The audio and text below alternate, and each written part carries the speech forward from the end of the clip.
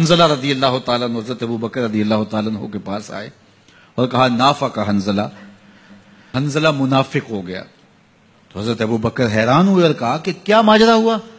کہا کہ حضور کے پاس ہوتے ہیں تو کیفیت اور ہوتی ہے، اور جب واپس آ جاتے ہیں تو پھر وہ کیفیت برقرار نہیں رکھ پاتے۔ یہی تو نفاق ہے کہ وہاں کیفیت اور ہے اور یہاں کیفیت اور ہے۔ تو حضرت ابو بکر صدیق رضی اللہ تعالیٰ عنہ نے فرمایا کہ یہ حالت تو میری بھی ہے، چلو حضور کے پاس چلتے ہیں۔ آقا کریم کی خدمت میں حاضر ہوئے اور جا کے کہا کہ حضور حالت یہ ہے۔ تو آقا کریم نے فرمایا کہ وقت وقت کی بات ہوتی ہے، اور اگر تمہاری وہ کیفیت جو یہاں ہے وہ باہر بھی برقرار رہے تو مدینے کی گلیوں میں فرشتے تم سے مصافحہ کیا کریں۔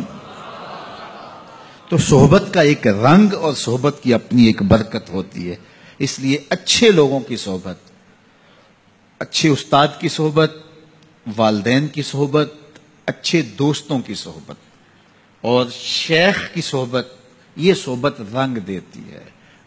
گر تو سنگے خاراؤ مر مر شوی، چوں بصاحب دل رسی گوہر شوی۔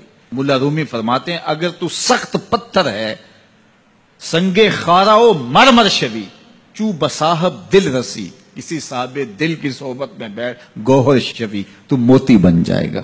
صحبت رنگ چڑھائے گی نا، صحبت رنگ چڑھائے گی۔ شیخ سعدی فرماتے ہیں میں حمام میں گیا تو وہاں مٹی تھی اور میں نے سونگا تو اس سے خوشبو آ رہی تھی، تو میں نے کہا تو مٹی ہے اور تیرے وجود سے خوشبو آ رہی ہے؟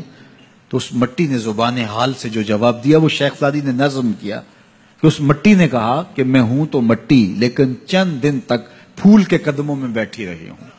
جمال ہم نشیں در من اثر کر وگرنہ من ہما خاکم کے ہستم، میرے ہم نشیں کا جمال میرے اندر سرایت کر گیا ہے، ورنہ ہوں تو میں ذات کی مٹی۔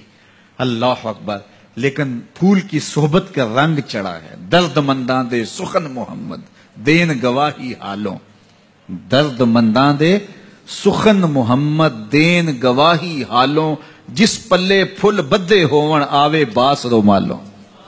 یہ صحبت کا رنگ ہے جو اثر پذیر ہوتا ہے، اس لیے ہمیں اہل اللہ کی صحبت میں بیٹھ کے، صالحین کی صحبت میں بیٹھ کے، اچھے لوگوں کی صحبت میں بیٹھ کے سیکھنا چاہیے۔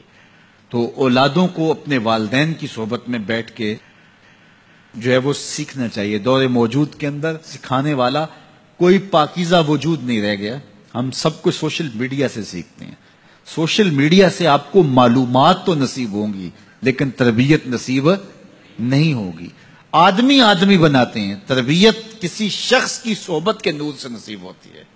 تو اس لیے ہمیں یہ صدق مقال اور عقل حلال یہ اچھے لوگوں کی صحبت سے نصیب ہوگا۔